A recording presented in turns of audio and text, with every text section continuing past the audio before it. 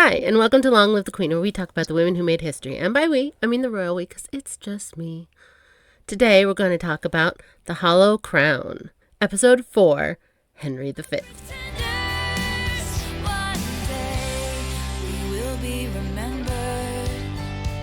Usually it's just me, but today I have my friend Shar with me. Hi, Shar.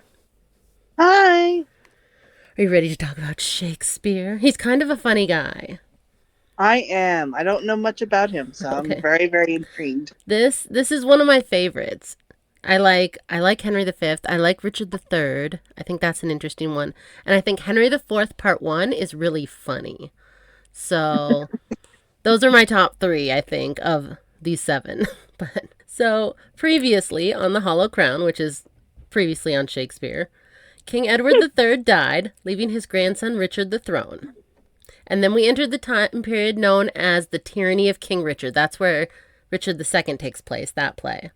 So everyone got mad, and Richard was deposed in favor of his cousin, Henry Bolingbroke, who became King Henry IV. And that is King Henry IV, Part 1 and 2, covers his reign. And he was king for about 13 years. But he kept having to put down rebellions because there were still, Richard stands out there who were like, "You're not the real king. Why'd you kill Richard?" And his son was named Prince Hal, and he was sort of a drunk goof-off.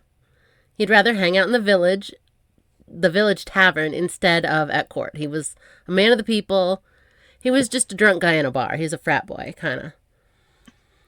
But then his father died, and he became King Henry V. And that's who this play's about. That used to be a drunk teenager in a tavern. Now King Henry V.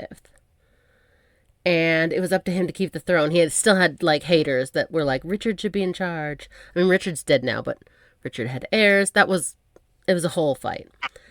So this guy, King Henry V, he thinks he's also the King of France, but France disagrees. And it was a whole succession thing. It's the 100 Years' War, when they're fighting about who gets France, the King of France or the King of England. So that's where we're at now, right in the middle of the 100 Years' War. Okay.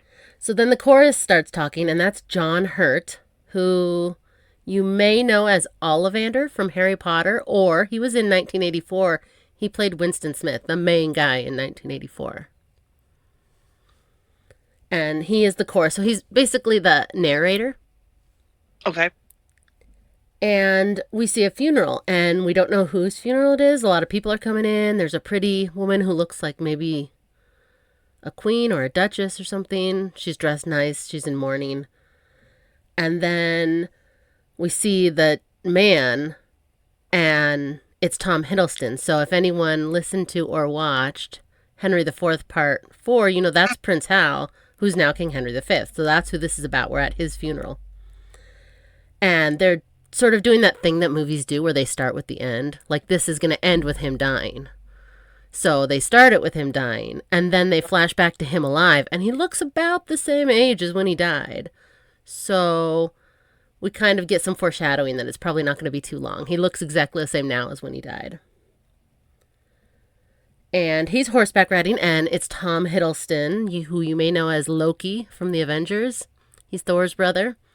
He dated Taylor Swift for a hot second, and he looks good on a horse. He's horseback riding. And now he's like a serious king. In the last 2 movies / Shakespeare plays, he was just a drunk teenager who didn't take anything seriously. He would rob his friends as a joke for fun and stuff like that. So his mother in real life is Mary de Bohun, and she has an episode. So if anyone wants to learn about Tom Hiddleston's mother, well, the character that Tom Hiddleston is playing, his mother, Mary de Bohun, has an episode. And then we see the Archbishop of Canterbury, and that he's played by Malcolm Sinclair. And he plays Major Wilson in V for Vendetta, which I have not watched, but my husband has. So this is Google right now, where I'm just like, this guy plays this, because I didn't watch that. I've And seen V. yeah. I don't know how big or small of a character Major Wilson is, but that's the character he played. It could be like a one-line person. We see the Archbishop of Ely. How would you pronounce Ely?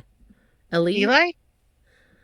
Archbishop. Uh, Let's see. We have Eli. the Bishop of E- Ely, Yeah. And he's played by Nigel Cook, who is a man named Harry Cruikshank in The Crown. Now, I've seen The Crown. I don't remember Harry Cruikshank. He's in like one episode. So if anyone's like super into The Crown and they can remember tiny little parts, this guy was in that. And they are talking. And they say that as soon as King Henry IV died, his son, King Henry V, grew up. He stopped being a drunk, troublemaking teenager, and he became a king almost overnight. And he was the first king to gain his throne in a time of peace as an adult in like almost 70 years.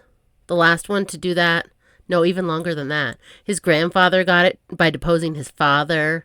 Since his great-grandfather, that was last time. So this is new. It's starting well. This is an optimistic reign. And the archbishop and the bishop meet up with the king, and Exeter is there. He's the king's uncle. Did you ever watch Game of Thrones? Oh, yeah. Okay, do you know Qyburn? Queen Cersei's like maester doctor guy. He like Oh, okay. Yeah. He's kind of a little bit evil, I think. Yeah. Okay, so this uncle, Exeter, is played by Qyburn. So sometimes I call him Uncle Qyburn, which is not his name, but that's the actor who he plays. So every time I see him, that's what I think. And the Duke of York is played by Patterson Joseph, who played Arthur Slugworth in Wonka, the newer Wonka with Timothy Chalamet. I've not seen that. Okay, well, I have not seen it either. But Arthur Slugworth is the bad guy from the other candy place, who's like, give me that everlasting gobstopper. Right. Yeah. So I guess that's who he plays in the new Wonka. And his mother in real life also has an episode. Isabella of Castile is his mother. So this is the grandson. This Duke of York is the grandson of Peter the Cruel, who, for long-time listeners, I talk about all the time. Peter the Cruel. And the French ambassador arrives with a gift for the king. And it turns out the gift for the king is a whole bunch of tennis balls, because the Prince of France is calling him like a little baby boy king. Like, oh, you want some toys, you little wimpy boy king? Meanwhile, they're like roughly the same age, but whatever. So, but one of them's so the Prince of France, the heir to the throne of France, sends this gift to the king to be insulting and be like, here's some balls. You can play with balls because you're not like a grown-up king. Is that because he was very long? He's just kind of like, I think he's jealous. He's not the king yet because his dad's still alive. Right. So he's like, oh, that bitch beat me to it. I think he's just jealous and kind of petty. And the ambassador is played by Monjui, Jeremy Covalot. And he's in a lot of French stuff that I have not seen, which will be the theme. I'll say that a lot whenever we get to a French person. I'll be like, they're in a whole bunch of French stuff that I don't know about.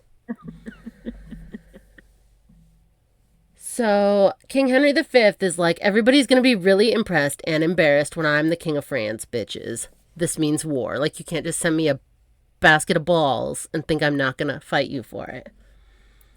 And then we're over in France and we see King Charles VI of France. And they don't say this in Shakespeare, but he was the mad king. He was the one who thought he was made of glass.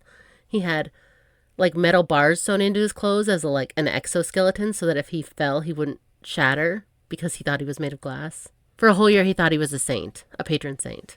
And he's played by Lambert Wilson, who is also in a lot of French stuff that I have not seen.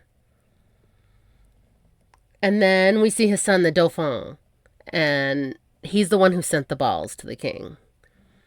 And he's played by Edward Akraut, who plays Diego in one episode of Killing Eve. I don't know. I was really searching for some of these filmographies. Like, these are mostly theater actors because they're doing Shakespeare. So that's who you get. And I haven't seen a lot of British theater. So I really don't know most of these people.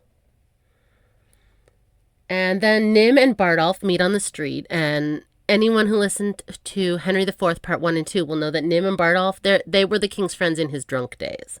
Them and Falstaff and the king would hang out and be drunk together. And they meet on the street. You know the drill. Part 2 is on Patreon, and the link for Patreon is in the show description. See you there.